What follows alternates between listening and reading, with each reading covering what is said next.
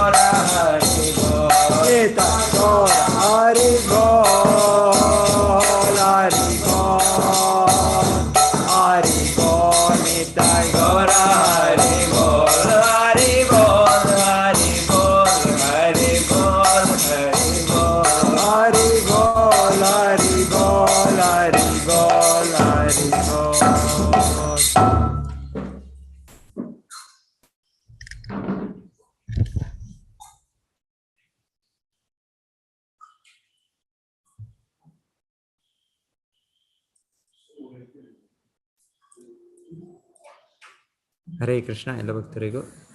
हरे कृष्ण प्रभु जी। हरे कृष्ण प्रभु जी। हरे कृष्ण प्रभु जी। हरे कृष्ण प्रभु हरे कृष्ण प्रभु जी। हरे कृष्ण ಪ್ರಭುಜಿ ಸ್ವಲ್ಪ ಸ್ಕ್ರೀನ್ ಸರಿಯಾಗಿ ಹಾಕಿ ಪ್ರಭುಜಿ, ಕಾಣಿಸೋದೇ ಇಲ್ಲ, ಬ್ಲರ್ ಬ್ಲರ್ ಹಂಗೆ ಕಾಣಿಸುತ್ತೆ. हरे कृष्ण प्रभु जी। ಈಗ ಕಾಣುತ್ತಲ್ಲ ಮಾತಾಜಿ? ಕಾಣಿಸುತ್ತೆ ಪ್ರಭುಜಿ, ಸೆಂಟ್ರಲ್ ಹಂಗೆ ಹಂಗೆ ಬ್ಲರ್ ಕಾಣಿಸೋದೇ ಇಲ್ಲ. हरे कृष्ण प्रभु जी। ಹರೇ ಈಗ ಕೃಷ್ಣ. ಕಾಣ್ತಾ ಇದೆ ಪ್ರಭುಜಿ. ಕಾಣಿಸ್ತಾ ಇದೆ, ಹಂಗೆ ಓದವಾಗ ಹಂಗಂಗೆ ಬ್ಲರ್ ಬ್ಲರ್ ಆಗ್ತಾನೆ ಇರುತ್ತೆ.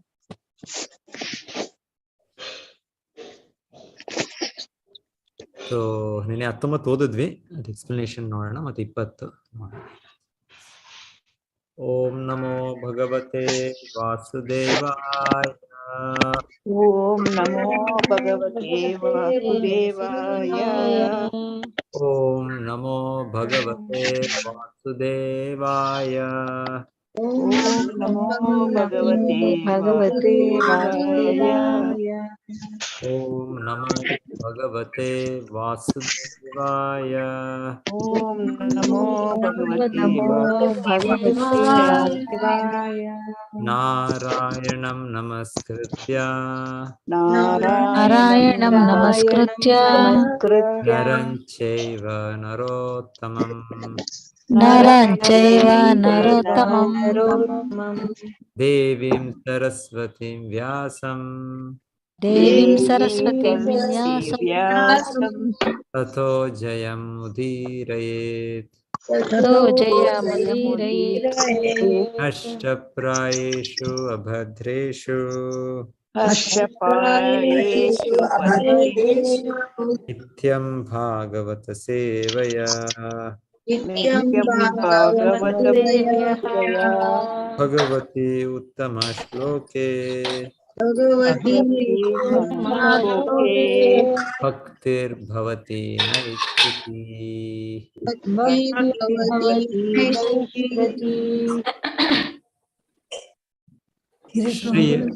ಶ್ರೀಮದ್ ಭಾಗವತ 2ನೇ ಸ್ಕಂದದ 4ನೇ ಅಧ್ಯಾಯದ ಶ್ಲೋಕ 20. ಶ್ರಿಯಃ ಪತಿರ್ ಯಜ್ಞಪತೆ श्रियः पते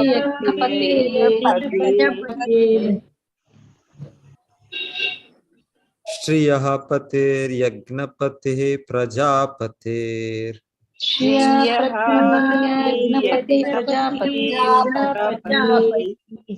ಧಿಯಾಂ ಪತಿರ್ ಲೋಕಪತಿರ್ ಧರಾಪತಿಃ. ದಿವ್ಯಾಪತಿ ಲೋಕಪತಿ ಧಿಯಾಂ ಪತಿರ್ ಲೋಕಪತಿರ್ ಧರಾಪತಿಃ. ಲೋಕಪತಿ ಪತಿರ್ಗತಿಶ್ಚಾಂಧಕ ವೃಷ್ಣಿ ಸಾತ್ವತಾಂ. ಪತಿರ್ಗತಿಶ್ಚಾಂಧಕ ವೃಷ್ಣಿ ಸಾತ್ವತಾಂ.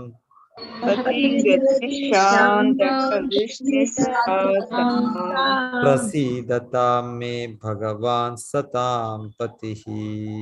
ಪ್ರಸೀದತಾಂ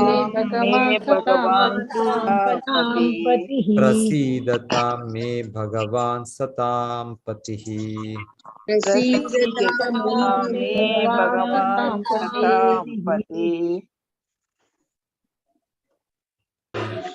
ಪ್ರಭುಜಿ ನಿನ್ನೆ 19ನೇ ಶ್ಲೋಕ ಮುಗಿದಿತ್ತು, ವಿಶ್ಲೇಷಣೆ ಆಗಿರ್ಲಿಲ್ಲ. ಮಾಡೋಣ, ನಾವು ಓದಿದ್ವಿ ಪ್ರಭು. ಶ್ಲೋಕ ಓದಿದ್ವಿ, ಅದು ಎಕ್ಸ್ಪ್ಲನೇಷನ್ ಆಗಿಲ್ಲ. ಹೌದು, ಕರೆಕ್ಟ್. ಇದು ಮುಗಿಸ್ಬೇಡ, ಮತ್ತೆ ಜೊತೆಗೆ ತಗೊಳ್ಬೇಕು. ಆಯ್ತು ಪ್ರಭುಜಿ. ಉಮಾ ಕುಲಕರ್ಣಿ ಮಾತಾಜಿ ಓದಿಸ್ತೀರಾ ಒಬ್ಬರಾದ್ಮೇಲೆ ಒಬ್ಬರು? ಓದಿಸ್ತೀನಿ. ಮಂಜುಳಾ ಸುರೇಶ್ ಮಾತಾಜಿ. ಎಸ್ ಮಾತಾಜಿ.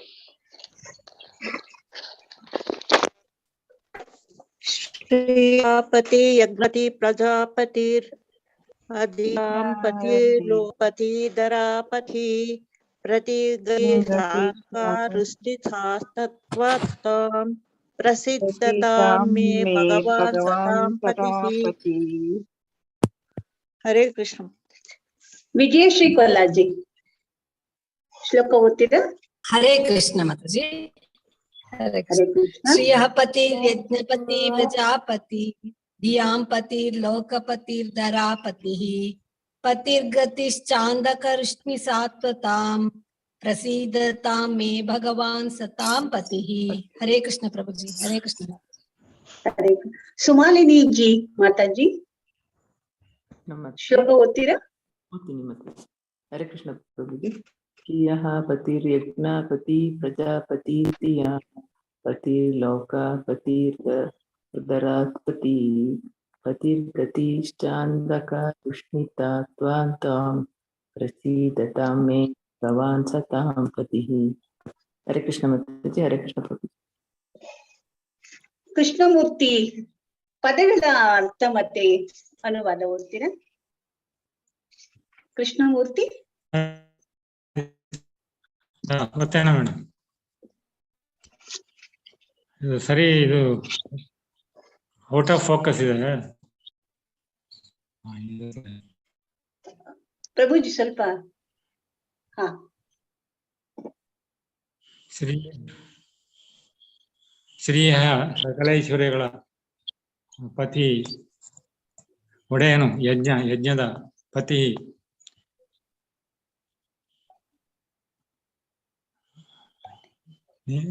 ನಿರ್ದೇಶಕ ಮಾಡಿ. ಸರಿ ಕಾಣ್ತಾ ಇಲ್ಲ.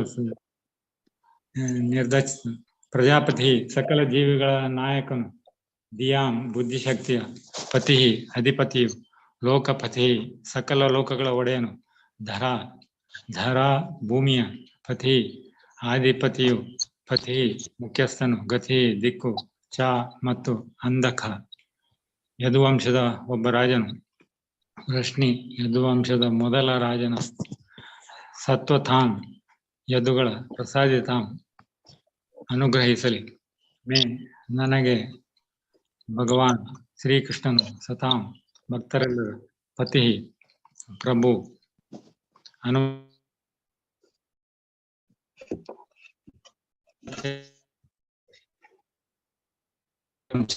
ರಾಜರ ಮತ್ತು ಸಕಲ ಲಕ್ಷ್ಮಿಯರ ಪತಿಯಾದ ಎಲ್ಲ ಯಜಮಾನಾದುದರಿಂದ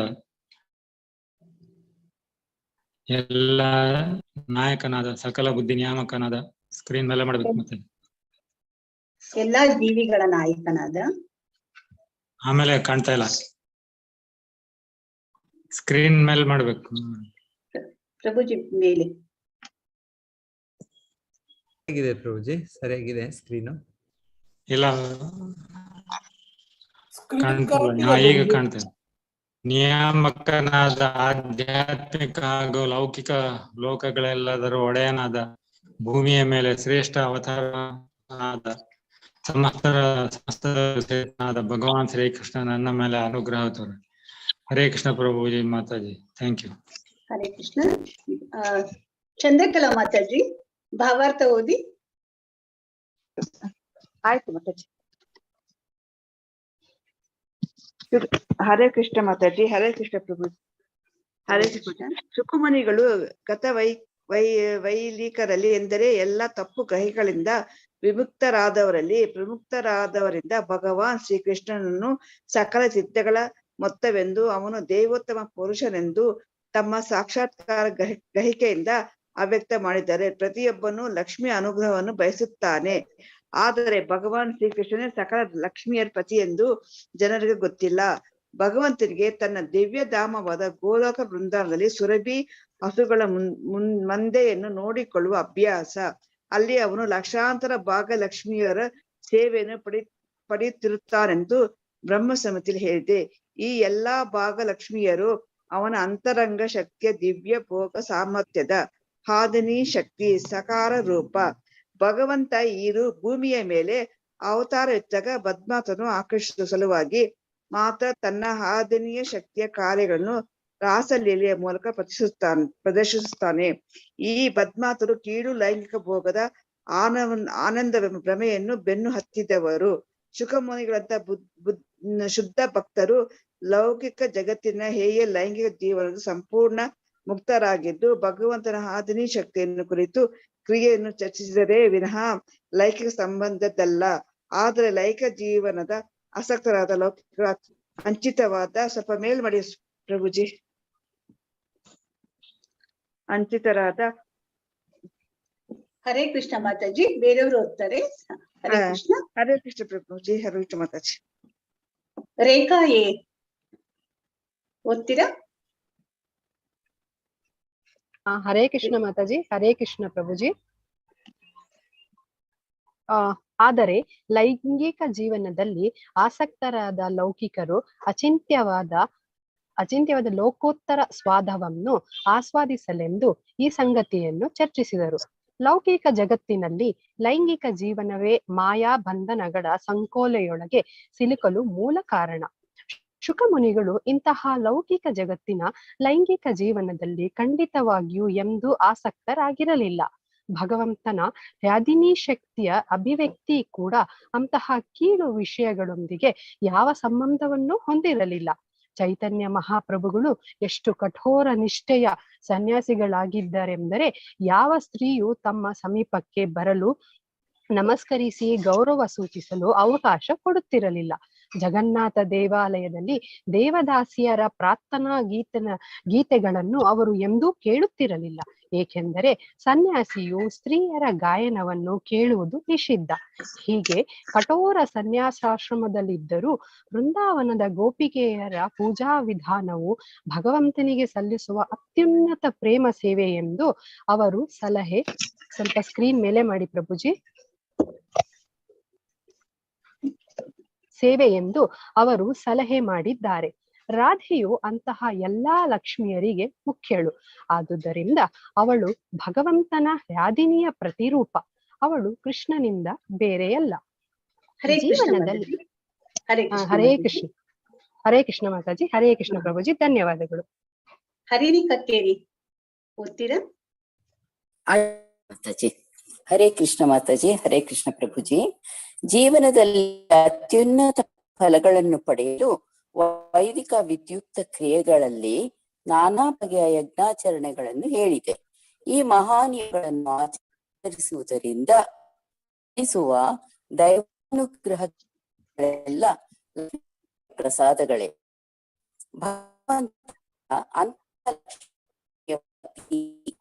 ಅಥವಾ ಪ್ರಿಯಕರನಾದುದರಿಂದ ಆದುದರಿಂದ ಭಗವಾನ್ ವಿಷ್ಣುವಿಗೆ ಯಜ್ಞಪತಿ ಎನ್ನುವುದು ಇನ್ನೊಂದು ಹೆಸರು. ಪ್ರತಿಯೊಂದನ್ನು ಯಜ್ಞಪತಿಗಾಗಿ ಮಾಡಬೇಕೆಂದು ಭಗವದ್ಗೀತೆಯಲ್ಲಿ ಹೇಳಿದೆ. ಯಜ್ಞಾರ್ಥಾತ್ ಕರ್ಮಣಃ ಇಲ್ಲದಿದೆ ಲೌಕಿಕ ಪ್ರಕೃತಿ ನಿಯಮಗಳಿಗೆ ಬದ್ಧನನ್ನಾಗಿಸುತ್ತವೆ. ಎಲ್ಲಾ ಮಿಥ್ಯಾ ಕಲ್ಪನೆಗಳಿಂದ ತೃಪ್ತಿಪಡಿಸಲು ಯಜ್ಞಗಳನ್ನು ಮಾಡುತ್ತಾರೆ. ಆದರೆ ಭಗವಂತನ ಭಕ್ತರು ಮಾತ್ರ ಭಗವಾನ್ ಶ್ರೀ ಕೃಷ್ಣನೇ ಎಲ್ಲಾ ಯಜ್ಞಾಚರಣೆಗಳ ಪರಮ ಭೋಕ್ತಾರನೆಂದು ಚೆನ್ನಾಗಿ ತಿಳಿದಿರುತ್ತಾರೆ. ಆದುದರಿಂದ ಅವರು ವಿಶೇಷವಾಗಿ ಈ ಕಲಿಯುಗಕ್ಕೆ ಹೇಳಲಾದ ಸಂಕೀರ್ತನಾ ಯಜ್ಞವನ್ನು ಆಚರಿಸುತ್ತಾರೆ. ಶ್ರವಣಂ ಕೀರ್ತನಂ ವಿಷ್ಣೋಹೋ. ಏರ್ಪಾಡುಗಳ ಕೊರತೆ ಮತ್ತು ಪರಿಣಿತರಲ್ಲದ ಯಜ್ವಿತರಿಂದಾಗಿ ಈ ಕಲಿಯುಗದಲ್ಲಿ ಬೇರೆ ಬೇರೆ ಯಜ್ಞಾಚರಣೆಗಳು ಕಾರ್ಯಸಾಧು ಅಲ್ಲ. ಹರೇ ಕೃಷ್ಣ ಮಾತಾಜಿ. ಹರೇ ಕೃಷ್ಣ ಪ್ರಭುಜಿ. ಪುಷ್ಪಾ ಶೆಟ್ಟಿ ಓದ್ತೀರಾ? ಹಲೋ ಪುಷ್ಪಾ ಶೆಟ್ಟಿ.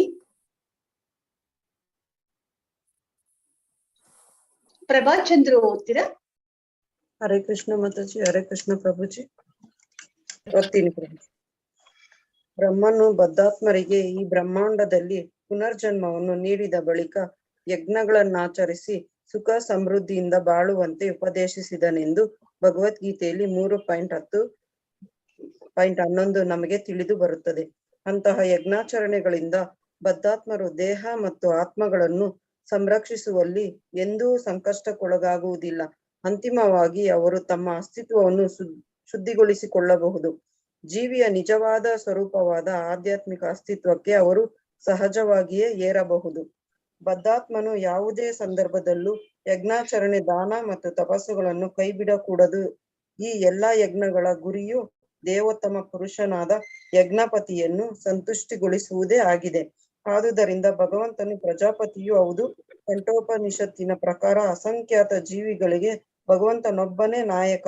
ಜೀವಿಯನ್ನು ಜೀವಿಗಳನ್ನು ಭಗವಂತ ಪಾಲಿಸುತ್ತಾನೆ. ಏಕೋ ಬಹುನಾಂ ಯೋ ವಿದದಾತಿ ಕಾಮನ್. ಆದುದರಿಂದ ಭಗವಂತನನ್ನು ಪರಮ ಭೂತ ಭೃಕ್ ಅಥವಾ ಸಕಲ ಜೀವಿಗಳ ಪಾಲಕ ಎಂದು ಕರೆಯಲಾಗಿದೆ. ಜೀವಿಗಳು ತಮ್ಮ ಪೂರ್ವ ಹರೇ ಕೃಷ್ಣ ಪ್ರಭುಜಿ. ಹರೇ ಕೃಷ್ಣ. ಹರೇ ಕೃಷ್ಣ ಮಾತಾಜಿ. ಬೇರೆಯವ್ರಿಗೆ ಕೊಡೋಣ. ಶಿವಪ್ರಕಾಶ್ ಸಂಪಿಗೆ ಓದ್ತೀರಾ? ಹರೇ ಕೃಷ್ಣ. ಜೀವಿಗಳು ತಮ್ಮ ಪೂರ್ವ ಕರ್ಮಗಳಿಗೆ ಅನುಸಾರವಾಗಿ ಪಾಲಿಗೆ ಬಂದಷ್ಟು ಬುದ್ಧಿಯನ್ನು ಹೊಂದಿರುತ್ತಾರೆ. ಎಲ್ಲಾ ಜೀವಿಗಳಿಗೂ ಸಮಾನ ಗುಣಮಟ್ಟದ ಬುದ್ಧಿಶಕ್ತಿ ಇರುವುದಿಲ್ಲ. ಏಕೆಂದರೆ ಭಗವದ್ಗೀತೆಯಲ್ಲಿ 15.15 ಹೇಳಿದಂತೆ ಅಂತಹ ಬುದ್ಧಿಶಕ್ತಿಯ ಬೆಳವಣಿಗೆ ಹಿಂದೆ ಭಗವಂತನ ನಿಯಂತ್ರಣವಿದೆ.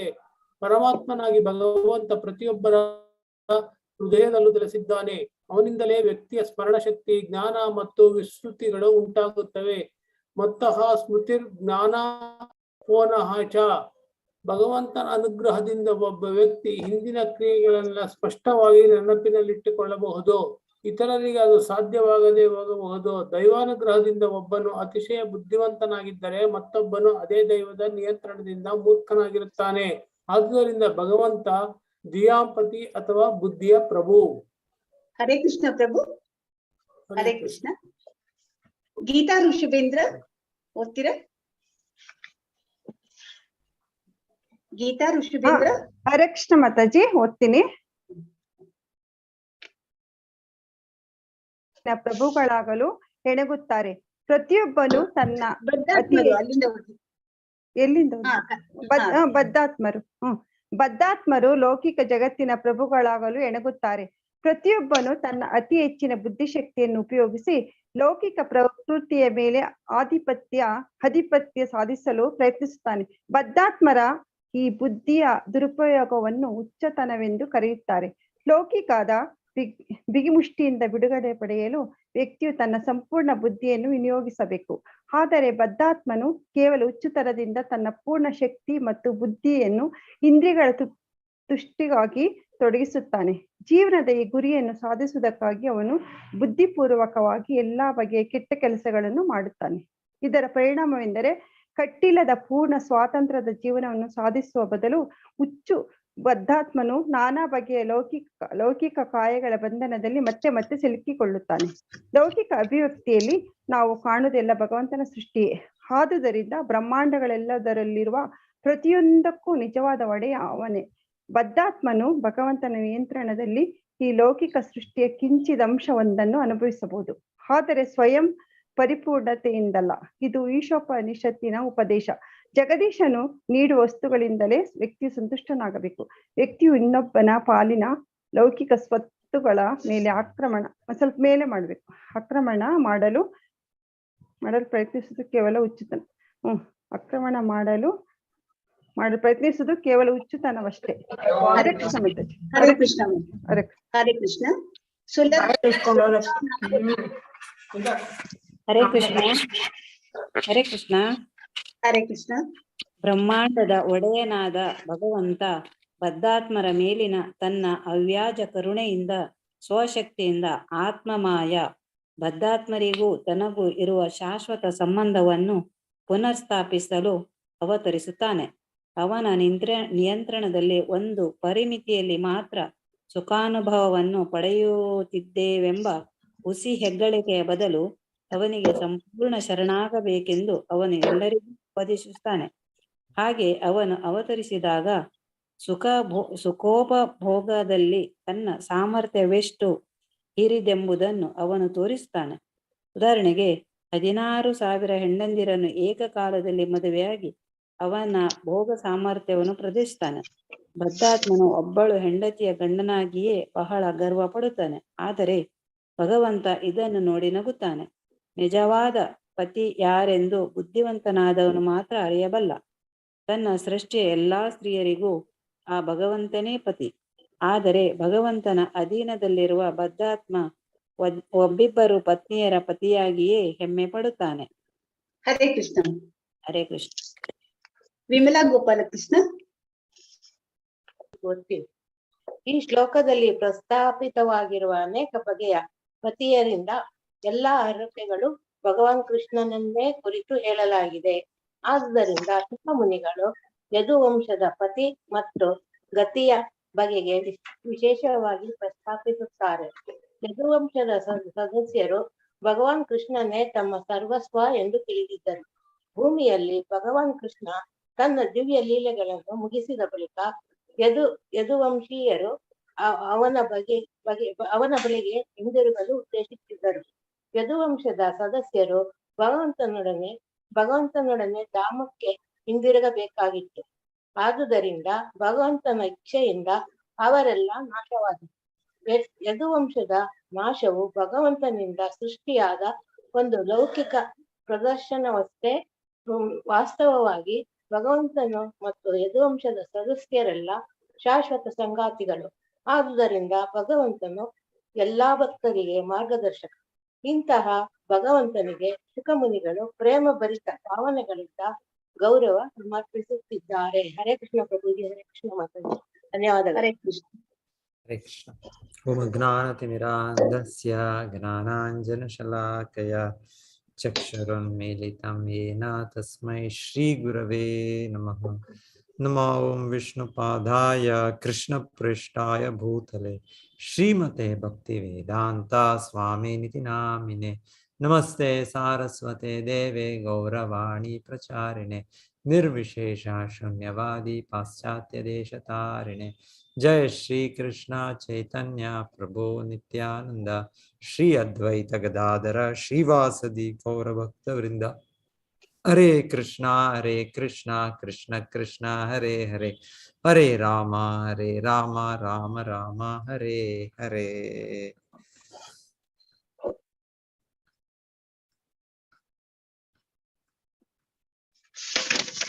ಸ ಏಷ ಆತ್ಮಾತ್ಮಾತ್ಮವತಾಂ ಅಧೀಶ್ವರಃ.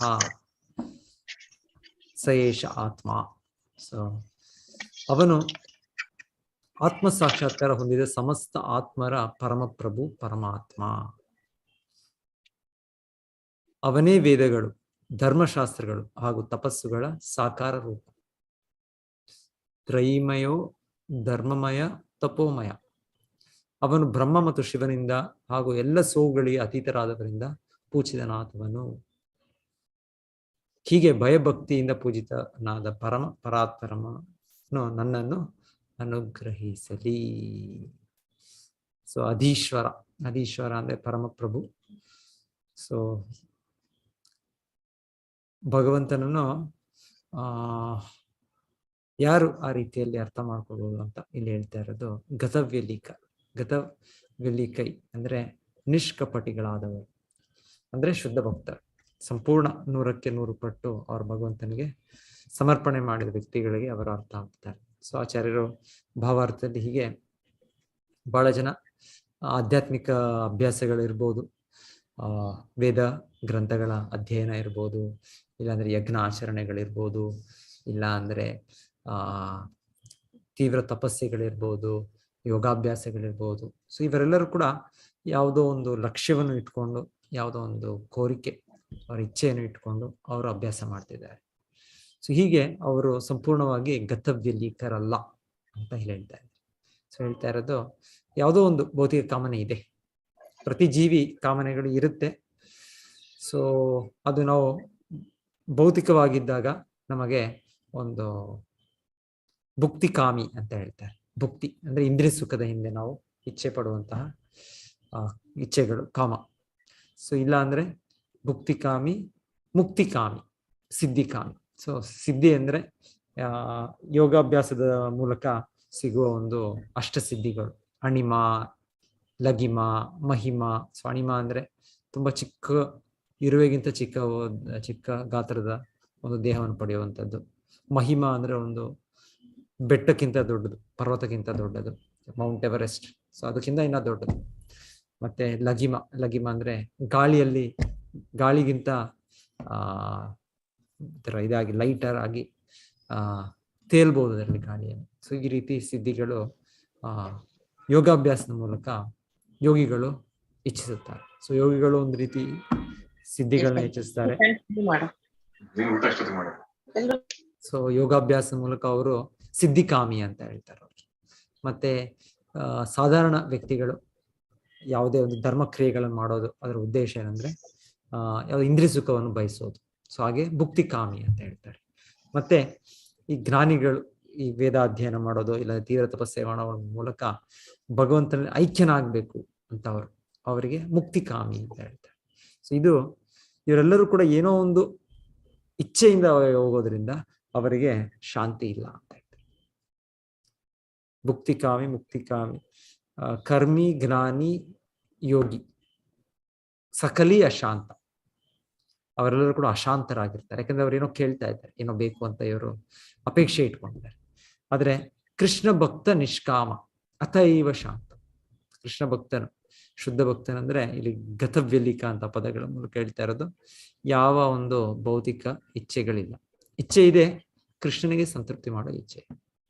ಸೊ ಶ್ರೀಲ ಪ್ರಭುಪಾದರು ಒಂದ್ ಕಡೆ ಇಲ್ಲಿ ಮುಂದೆ ಹೇಳೋದು, ಅರ್ಜುನನು ಹಾಗೆ ಗೀತೆಯಲ್ಲಿ ಅವರದೇ ಲೆಕ್ಕಾಚಾರ. ಮೊದಲನೇ ಅಧ್ಯಾಯದಲ್ಲಿ ನಾನು ಯಾಕೆ ಯುದ್ಧ ಮಾಡೋದಿಲ್ಲ, ಇವರು ನನ್ನವರು, ಇವರನ್ನ ಹೇಗೆ ಕೊಲ್ಲಲಿ ನಾನು ಅಂತ ಅವ್ರು ಹೇಳ್ತಾರೆ. ಸೊ ಆದ್ರೆ ಇದರಿಂದ ನಂತರ ಕೊನೆಗೆ ಗೀತೆಯ ಅಂತ್ಯದಲ್ಲಿ ಕೃಷ್ಣನಿಗೆ ಇದು ತೃಪ್ತಿ ಆಗತ್ತೆ. ಸೊ ಹಾಗಾಗಿ ನಾನು ಯುದ್ಧ ಮಾಡಲೇಬೇಕು ಅಂದ್ರೆ ತನ್ನ ವೈಯಕ್ತಿಕ ಕಾಮವನ್ನು ಬಿಟ್ಟರು, ತ್ಯಜಿಸಿದರು. ಸೊ ಅದು ನಿಷ್ಕಾಮ ಅಂತ ಹೇಳ್ತಾರೆ. ಕೃಷ್ಣನಿಗೋಸ್ಕರ ಅವರು ತೃಪ್ತಿಪಡಿಸೋದಕ್ಕೋಸ್ಕರ ಅವ್ರು ಕೆಲಸ ಮಾಡುವಂಥದ್ದು, ಅದು ನಿಜವಾದ ಇಚ್ಛೆ ಪ್ರತಿಯೊಂದು ಜೀವಿ. ಸೊ ಅವಾಗ ಆ ನಿಷ್ಗತವ್ಯಲೀಕರಾಗಿ ಅವರಿಗೆ ನಿಜವಾದ ಶಾಂತಿ ಸಿಗುತ್ತೆ ಅಂತ ಇಲ್ಲಿ ಹೇಳ್ತಾ ಇದ್ದಾರೆ. ಸೊ ಇಲ್ಲಿ ಅಜ ಶಂಕರ ಅಂತ ಹೇಳೋದು ಶಿವ ಬ್ರಹ್ಮರನ್ನು ಉಲ್ಲೇಖಿಸಿ ಸೊ ಹೇಳ್ತಾ ಇರೋ, ಶಿವ ಬ್ರಹ್ಮ ಮೊದಲಾದವರು ಅಂದ್ರೆ ಅವರೆಲ್ಲರೂ ಕೂಡ ಅವರು ಈ ಸ್ಥಾನದಲ್ಲಿದ್ದಾರೆ. ಯಾವ ಒಂದು ಭೌತಿಕ ಇಚ್ಛೆ, ಯಾವುದೋ ಭೌತಿಕ ಕಲ್ಮಶ ಇಲ್ಲವೇ ಇಲ್ಲ. ಸೊ ಹಾಗೆ ಅವರ ಗುರು ಪರಂಪರೆ ಅಲ್ಲಿ ಬರೋ ಭಕ್ತರು ಕೂಡ, ಆಚಾರ್ಯರು ಕೂಡ ಅದೇ ರೀತಿಯಲ್ಲಿ ಅವರು ಇರ್ತಾರೆ. ಸೊ ಹೀಗೆ ಅದನ್ನ ವಿಶೇಷವಾಗಿ ಅವರ ಹೆಸರುಗಳಲ್ಲಿ ಹೇಳಿದ್ದು ಹಾಗೆ, ಅದಕ್ಕೋಸ್ಕರ ಅಂತ ಇಲ್ಲಿ ಆಚಾರ್ಯರು ಅದೊಂದು ಪಾಯಿಂಟ್ ಕೂಡ ಹೇಳ್ತಾ ಇದ್ದಾರೆ.